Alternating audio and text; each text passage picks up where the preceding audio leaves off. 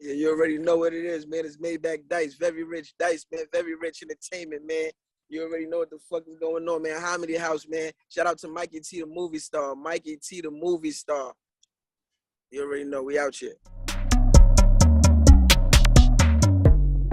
All right. I've got my guy, Young Dice, 456. What's good, man? How you been? Fresh out of jail? Yeah, you already know, man. Fresh out of jail, man. Feel good, man. You know, regular, man. I've been good, man. Just grinding, man. Regular shit. You know, I know it's a little bit late for me to getting all spiritual advisor on you, Dice, but a guy like you know, with all the opportunity that you have, you know, you got to stay away from them jails. I know, bro. You right, bro. You right. I ain't going back though. That's a fact. I ain't going back, bro. I was really locked up for some stupid shit, man. Like I failed to appear in court, but you know, I ain't going back. You heard? You were actually locked up in California, or was it New York? LA County. Damn, that's crazy, man. That's crazy. I know you're a New York bred guy. How was it for you in that California-based prison or jail? I mean, you know, man, niggas like us, I'm from South Jamaica, Queens, so you know, man, I adapt to my environment. I'm from South Jamaica, Queens, so you know, niggas like us adapt to our environment, man. So it was regular, man. It's just, you know, man, it was regular, man. I ain't gonna lie, it was a good experience just being around, you know, different people. But I've been going back and forth to California since I was about 21. But you know, just being in that side of the California, because you know I be in the Hollywood side, but being in that side, like I've been in through the hoods too, but just being in that side, like the jail part, showed me a lot about, you know, just LA and shit. So good experience.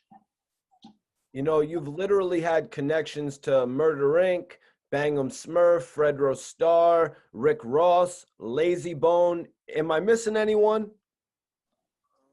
Yeah, you probably missing a lot of people, but you know, man, we say that for everybody else to look up and check. Yeah, we're going to get into all of that today, actually. But can you take me back to your earliest memories of actually getting into the game, Dice? Yeah, my earliest memories of getting into the game. I would say I first got into the game, like you said, with Dave Bing, fucking with Dave Bing, right? That's a fact. And that was going to the studio with Dave Bing and Boxy and going to the Murder Inc. studio. And you know, meeting Irv Gotti and meeting Ja Rule and you know, that was like when they were still popping and lit. You know, not to say they ain't still doing their thing, but that was when they was at their peak and shit, and they was, I mean, still doing their thing. They had hits and shit out, and it was a great experience. That was my first really experience of the industry. So tell me, man, what do you remember most about growing up in Queens? What do I remember most about growing up in Queens? Freaky Ty, man. Freaky Ty, Lost Boys. Just growing up around him, man. Freaky Ty backflipping, cooking out every summer. So did actually living in New York give you any extra opportunities to get into the music game? Living in New York gave me extra. I mean, could I say? I mean, yeah, I could say that because you know, if I wasn't from South Jamaica, Queens, I wouldn't be. I wouldn't from that early stage. I wouldn't have been affiliated. I can't say I wouldn't have because you never know what would have happened. You never know what God got in store. But you know, like I would say that South Jamaica, Queens was the reason. You know, I was affiliated with the people I was affiliated with and jumping in that circle. And Dave Bing, I actually met Dave Bing. This is a story I don't even know about. I actually met Dave Bing through Bimmy. Shout out to Bimmy. I met Dave Bing through Bimmy, you know. Bimmy was, you know, from South Jamaica, Queens. I was a young nigga from South Jamaica, Queens, and you know, Bimmy was coming around. Bing came around with Bimmy, and it was like do basketball tournaments and shit. And I rapped to them. Now Bimmy knew I was nice. Bimmy knew I was a little young talented nigga, but I rapped to Bing when he came around with Bimmy. And from there, Bing started fucking with me. So, yeah, that's that story. So Dice, I want you to take me into when you actually first got the chance to meet Bangum Smurf. Was it Lost Boys era? Yeah, man, I knew Bang and Smurf for as long as I knew Freaky Ty. Like, just running around and like I said, running around in the hood. Freaky Smurf was always in the hood, just like Freaky Ty. Smurf was another legend. I was running around in a nigga that was doing this thing and just somebody you would look up to in the community at a young age. He always had that grown man mentality, that older dude that you would look up to. But I was much younger than him, but he was young at the same time too. So that's how that should go. So 50 Cent said in his book that he had interest in Bangum Smurf. He brought Bangum Smurf on tour with him. What do you remember about Bangum Smurf working with and creating G Unit? Oh, I mean, I don't really know about him creating G Unit. I know that he was a part of that. I know he actually built that shit from the start. Him and 50 Cent and everybody else, but that was really before I wasn't involved in that. Like I know, Smurf used to always tell a story like, I mean, Dice used to run up to me and be like, yo, bro, introduce me to Freaky Ty. But it was never that. It was always me running up to him. I've been knew Freaky Ty. I knew Freaky Ty since I was a kid. I was always around Freaky Ty. But when Smurf was fucking with G Unit and 50 started popping, I used to run up to him, run up to Smurf like, yo, bro, put me on, bro, with G Unit. Put me on with G Unit. I used to tell him, like, introduce me to 50. That's how that shit went. So but I know now. I mean, Smurf, as far as the street shit, man, Smurf really built. He played the major influence of building G Unit. That's a fact. Nobody can take that from him. What type of lane was Smurf trying to put you in when y'all was working together? Was it like, because you were young, was it like that little Bow Wow, little Romeo type of lane, but a little bit more gangster? What was it? Truthfully, he wasn't trying to put me in no lane. Smurf was just letting me do me. He just heard me rap. He seen I was fire, talented, had balls, and that nigga just let me do me. He ain't try to put me in no lane. He ain't try to, dictate my career. He just let me do me. So first and foremost, I want to say free domination. Can you remember your first encounter with domination for me, Dice? Nah, I can't even remember that. Some people that you just knew for so long that you don't even know how you met them. It's just like you always knew them. Like that's how it is with Damo. Like I just always knew Damo. Like, or How do you remember actually domination back in the day? Is this something that you were a little bit too young for? But they say domination and Lloyd Banks would battle back in the day. Is that something you were too young for, Dice? nah, I remember that shit. I remember Domination battling mad niggas. I remember this is nigga from Rochester named Bumpy Costello. I remember him and Damo battling. I mean, Costello was nice though. That nigga was fire. I ain't gonna cap, but Damo ate that nigga. That nigga Damo said some shit like, "You got no idea what I do to you. Have your mother use the food stamps to pay for your funeral?" That nigga was going retarded. I'm like, nah, this nigga went retarded. Like, yeah, so like, nah, I mean, I remember Damo actually out here spitting balls and really battling niggas and really destroying niggas. That's a big fact. So what was the scene like then back then for all these guys battling? Who were they doing it to impress? Like the Jay-Z's and Rockefeller, like the Rough Riders, Murder Inc., Irv Gotti? Nah, truthfully, they wasn't even doing it to impress nobody. That was just like the sport. It was like playing basketball. It was like, nah, I mean, that was just another sport. You learned how to rap, you learned how to get your bars up, and you just learned how to go back and forth and battle people. Like, see who had the best bars and see who could say the best punchlines. And it wasn't really, nah, I mean, to impress nobody. It was really just to really get your skills up and be better than the next person, your opponent. That's what's up, man. So what do you more so remember about seeing Lloyd Banks come out and freestyling against some of these other guys? Yeah, Lloyd Banks used to eat niggas. Lloyd Banks was nice. He was like the best on the block. That's why when Damo kind of ate, like, nah, I mean, when Damo kind of gave that nigga a run for his money, that shit was so like amazing and exciting and like kind of like, nah, I mean, I won't say unbelievable. It just was like shocking because that nigga Banks he was one of them niggas. Wow. So Dice, is it true for everybody who hasn't heard the story? Is it true that at one point you actually challenged domination to a freestyle contest? Yeah, that's true. Yeah. And then, matter of fact, we ain't even, it actually happened. I was you in the studio that time? We actually went song for song. And we had like 3 females be the judge. We played song for song. Nah, I I mean, wasn't there. I don't think I was there that we time. was there. Yeah, we played for, you know, it's crazy. I think Rolls Royce Rizzy was there that day, 24 hours. I think he Yep. was in the studio that day. And me and Damo went song for song, and we had females be the judge. And I won like, I think I won every song. They picked me. Yeah. We had two niggas be the judge and 2 females. But you know what I did? Damo got 5 songs. I learned from Damo. I mean, that's exactly what Damo said. He said, the student will always, he said, the student, I mean, he said, he said, I see the student trying to get better than the teacher. That's what he said. Funny, I mean, that's my nigga. Shout out to Damo, funny nigga. Free domination. But yeah, I mean, but you know what I did? Damo played fire ass songs, but he was playing mad hard shit, mad street shit. I played 2 songs for the bitches, and I played 2 street shits, and that's how I won. That's how I won. You all right? Hey, how you doing? Free the bro domination. Yeah, free Damo. Free domination, man.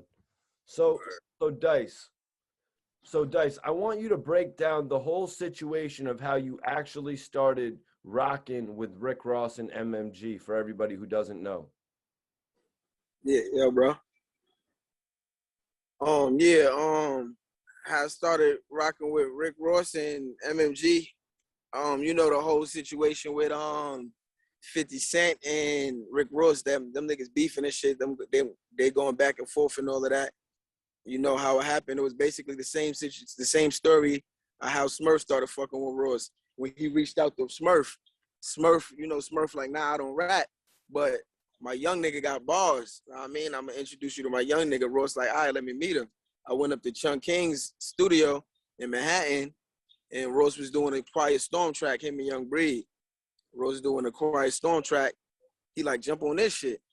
I jump on this shit. You could look that shit up. It's Rick Ross featuring Maybach, Young Dice. I think it's gonna say you could just put Maybach Dice, Rick Ross featuring Maybach Dice and Young Breed, Quiet Storm. He like, jump on this shit. I hit a beat. I jump on this shit and I body this shit. I ain't going front. I body this shit. And nigga Ross like, nah, this young nigga fire. And from there he flew me out to Atlanta. And from there it was just a go. We was just fucking with me. He was just rocking with me. Word. All right, so take me into it at that point. What was it like working with Rick Ross and the Triple C's, man? And that Quiet Storm record actually ended up on the White Sand mixtape, if I'm not mistaken. Was it Quiet Storm on it? Nah, I think the I was on a White Sand mixtape, but that was the what track was that? That was Throw It in the Sky remix. Yeah, that was Throw It in the Sky remix.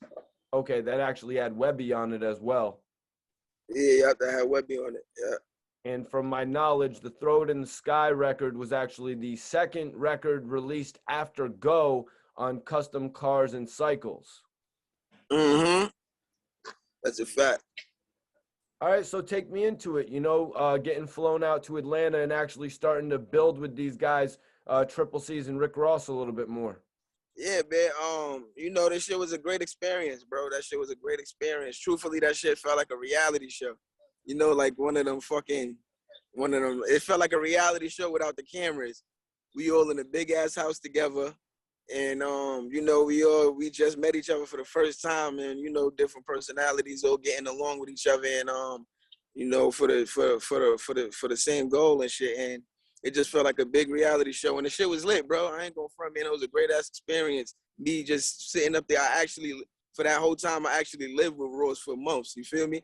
And it was just me seeing his work ethic and him just like, nah, I mean, I'm going to sleep. This nigga already rich. I'm going to sleep. Waking up, this nigga still in the studio recording. Like, nah, I mean, you rich already. You got a platinum album out right now. You still waking up recording. You ain't even not waking up. You ain't go to sleep. You been in the studio night to day, still recording. And he just showed me that. Nah, I mean, at the end of the day, he showed me no matter what, nigga, I'ma work, I'ma grind. I ain't gonna have no excuses. And I ain't gonna never be comfortable because, that's I mean, long story short, though, that's what he showed me, man. Short story shorter. That's what I learned from that experience, and a lot more other shit. But I mean, that was one of the big things that stuck with me. So let me ask you, Dice, did Rick Ross ever bring up the G Unit beef to you? Yeah, we used to talk about that shit all the time. Rose a funny nigga. Rose really a funny nigga. We used to talk about that shit all the time. So take me into it, man. How personal was that beef, or how comical was it? I mean, 50 was doing a lot of the pimp and curly things. Were they laughing at it? Were they taking it serious? Nah, for sure laughing at it. For sure, Rose laughing at that shit.